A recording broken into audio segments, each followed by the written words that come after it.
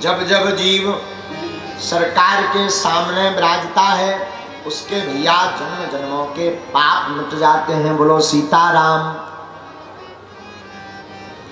भैया श्रीमद् भागवत की कथा अज्ञान को मिटाने वाली है। अरे साधु जी, ये वही भागवत है जिसके लिए देवता भी तरसते हैं।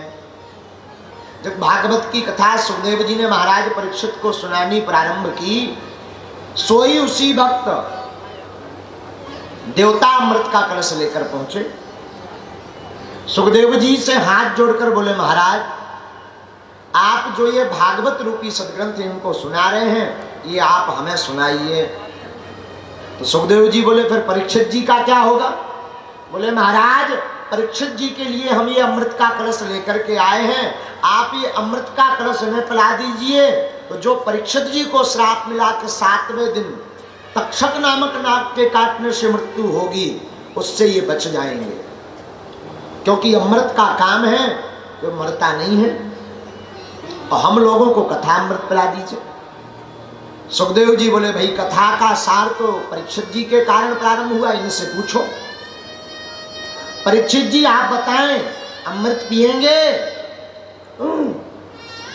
तो परीक्षित जी कहते हैं, महाराज फायदा किसमें, पहले फायदा बताओ। तो सुखदेव जी कहते हैं, देखो राजन, अमृत भी पीना पड़ता है और कथा भी पीनी पड़ती है। अंतर इतना है, अमृत मुख से पीना पड़ता है और कथा अमृत कानों से पीना पड़ता है। अमृत दोनों है। ये जो अमृत है और भागवत भी कथामृत, तव कथामृतम, ये भी अमृत है। राजन अमृत पियोगे तो पक्का है, जो देवता अमृत लाए हैं उससे तुम मरोगे तो नहीं, पर मृत्यु का भय नहीं जाएगा। और अगर कथा अमृत पियोगे तो मरोगे तो, पर तुम नहीं, तुम्हारी काया मरेगी और तुम जीते जी गोविंद के होकर के जन्म मरण के चक्कर से बच जाओगे। महाराज बात समझ में नहीं आई? बोले, बात सीधी है। जब जब जन्म होता है तब तब दुख भोगना पड़ता है, इसलिए तुम जन्म मरण के चक्कर से बचना चाहते हो तो भागवत रूपी कथा अमृत का पान करो। महाराज हम तो अब कथा अमृत ही पान करेंगे, हमें अमृत नहीं पीना। देवता नाराज हो गए, वाह, कहां हमारा स्वर्ग का ये अमृत जो समुद्र मंथन से निकला, और तुमको हमें ऐसे ही प्रदत्त कर रहे, प्रदान कर रहे, पर आप दे नहीं रहे भागवत रूपी सदग्रंथ। सुखदेव जी धीरे से बोले, देवताओं बड़े चालाक हो, तुम्हारी चालाकी में तुमने दधीची जी की हड्डियां तक मांग ली थी। तुम्हारे बराबर कोई चालाक नहीं होता, जहां पर स्वार्थ देखते वहीं हाथ जोड़ करके आ जाते हो। देवताओं तुम बड़े चालाक हो।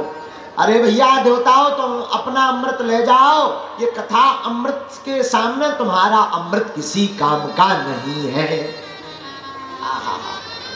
मतलब मानो कहना चाहते हो, अरे भैया क्वा स्वधा क्वा कथा लोके क्वा काचहा क्वा मणिर्महान ब्रह्मरा तो विचार्येवं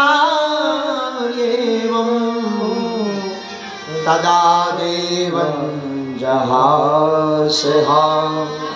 देवताओ कहाँ कथामृत और कहाँ ये तुम्हारा साधारण सा अमृत। मतलब बोले कहाँ पर कांच और कहाँ मणि, दोनों दिखाई जरूर पड़ती हैं चमकदार, और कई बार कांच की चमक मणि से ज्यादा तेज होती है, पर जो मणि काम कर देती है वो कांच काम नहीं करता।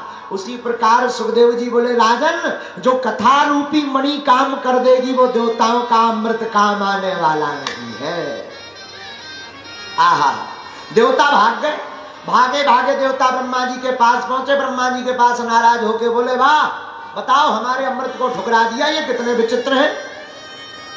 ब्रह्मा जी से देवता हाथ जोड़ के बोले सरकार बुरा ना माने तो एक बात बताओ, ये भागवत में आखिर है क्या ऐसा जो अमृत को भी ठुकरा दिया, वो भी देवताओं के अमृत को। तो ब्रह्मा जी कहते हैं भैया हमें भी पता नहीं है, तुम एक काम करो, तुम स्वयं देख लो 7 दिन में परीक्षित जी की गति क्या होती है। और फिर हुआ क्या?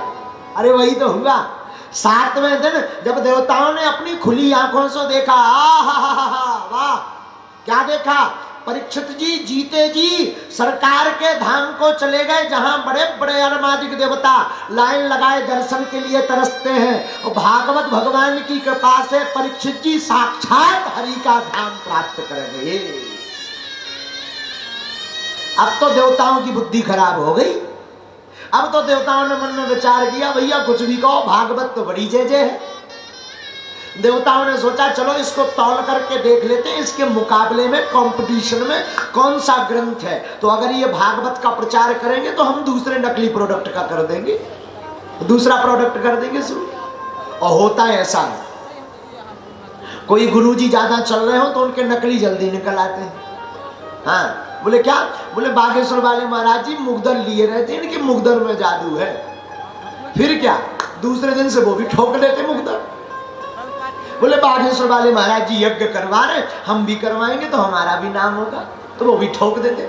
भैया नकली नकली होता है, असली असली होता है। भागवत भागवत है, भागवत के मुकाबले भैया कोई भी सदग्रंथ नहीं है।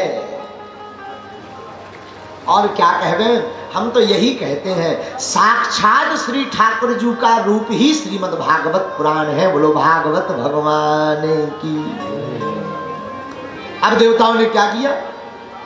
देवताओं ने एक तराजू ली, तराजू के एक पल्ले पर बहुत सारे ग्रंथों को रखा, दूसरे पल्ले पर श्रीमद् भागवत रूपी कथा को रखा। और जैसे ही देवताओं ने तराजू को उठाया तो भागवत का जो पल्ला था वो उठा नहीं, ज्यों का त्यों पड़ा रहा जमीन में। बड़े बड़े सदग्रंथ ऊपर की तरफ टंग गए और बड़ा प्यारा श्लोक लिख दिया, लघुनिन्यानि जातानि गौरवेण इदं महत् तदा ऋषि गणा सर्वे विस्मयं परमं ययु। सब देवता पूरे महात्मा आश्चर्य का ठिकाना नहीं रहा, तो सारे सदग्रंथ ऊपर की तरफ उठ गए, पर श्रीमद् भागवत रूपी सदग्रंथ ज्यों का त्यों विराजमान है। क्योंकि भागवत कोई साधारण नहीं, साक्षात हमारे गोविंद का रूप ही श्रीमद् भागवत है। बोलो भागवत भगवान की।